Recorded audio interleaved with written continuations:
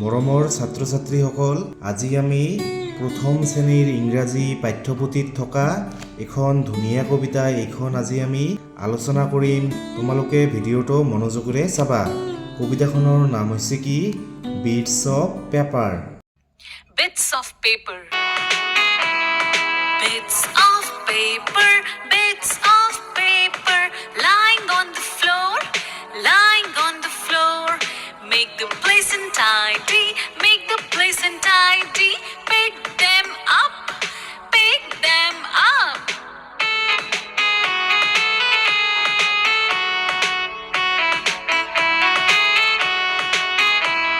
এতিয়া আমি এই কবিতাখন অসমীয়াত বুজিবলৈ চেষ্টা কৰিম। তোমালোকে প্ৰথমে চোৱা কি কৈছে? Bits of paper. বিটস মানে হৈছে টুকুৰাবোৰ, অফ পেপাৰ মানে পেপাৰৰ টুকুৰাবোৰ। Bits of paper, bits of paper মানে হৈছে পেপাৰৰ টুকুৰাবোৰ। Lying on the floor, lying on the floor. Floor মানে হৈছে মজিয়া আৰু লাইং মানে হৈছে পৰি থকা, মানে পেপাৰৰ টুকুৰাবোৰ মজিয়াৰ ওপৰত পৰি আছে।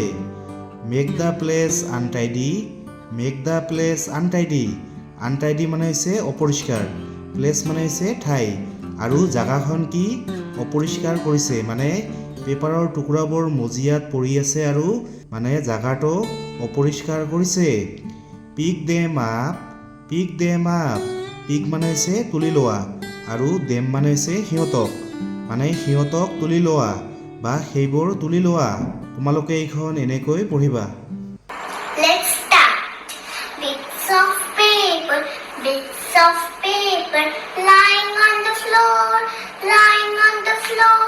Make the place untidy, make the place untidy. Pick them up, pick them up. Let's sing again once more. Bits of paper, bits of paper, lying on the floor, lying on the floor. Make the place untidy, make the place untidy. Pick them up, pick them up. Thank you.